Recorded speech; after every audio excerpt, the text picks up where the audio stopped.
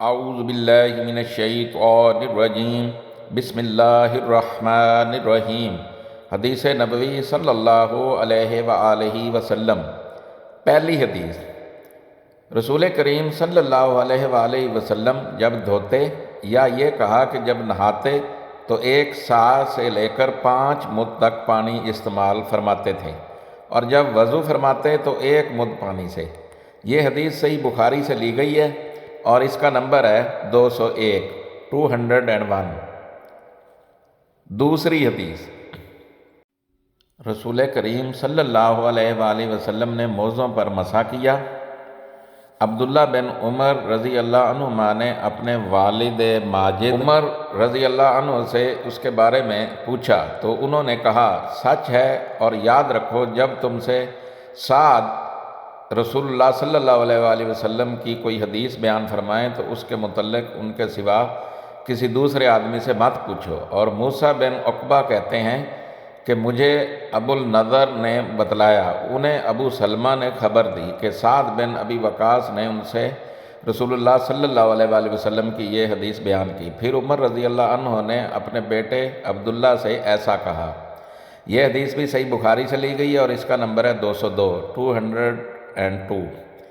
تیسری حدیث، ایک دفعہ آپ صلی اللہ علیہ وآلہ وسلم رفع حاجت کے لیے باہر گئے تو مغیرہ پانی کا ایک برتن لے کر آپ کے پیچھے گئے۔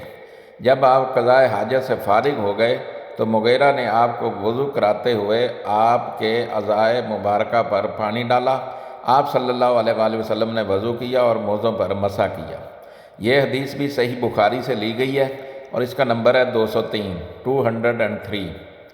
چوتھی حدیث، انہوں نے رسول کریم صلی اللہ علیہ وآلہ وسلم کو موزوں پر مسح کرتے ہوئے دیکھا۔ اس حدیث کی مطابق میں حرب اور ابان نے یحییٰ سے حدیث نقل کی۔ یہ حدیث بھی صحیح بخاری سے لی گئی ہے اور اس کا نمبر ہے 204۔ پانچویں حدیث، میں نے رسول کریم صلی اللہ علیہ وآلہ وسلم کو اپنے امامے اور موزوں پر مسح کرتے دیکھا۔ اس کو روایت کیا محمد نے یحییٰ سے، وہ ابو سلمہ سے، انہوں نے عمرو سے مطابقت کی اور کہا کہ میں نے رسول اللہ صلی اللہ علیہ وآلہ وسلم کو دیکھا، آپ واقعی ایسا ہی کیا کرتے تھے۔ یہ حدیث بھی صحیح بخاری سے لی گئی ہے اور اس کا نمبر ہے 205۔ چھٹی حدیث، میں ایک سفر میں رسول کریم صلی اللہ علیہ وآلہ وسلم کے ساتھ تھا تو میں نے چاہا کہ وضو کرتے وقت آپ کے موزے اتار ڈالوں۔ آپ نے فرمایا کہ انہیں رہنے دو، چونکہ جب میں نے انہیں پہنا تھا تو میرے پاؤں پاک تھے، یعنی میں وضو سے تھا۔ پس آپ صلی اللہ علیہ وآلہ وسلم نے ان پر مسح کیا۔ یہ حدیث بھی صحیح بخاری سے لی گئی ہے اور اس کا نمبر ہے 206۔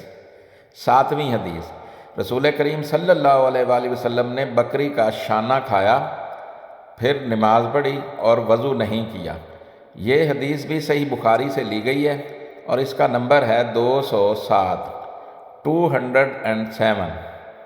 آٹھویں حدیث، انہوں نے رسول اللہ صلی اللہ علیہ وآلہ وسلم کو دیکھا کہ آپ بکری کے شانہ سے کاٹ کاٹ کر کھا رہے تھے۔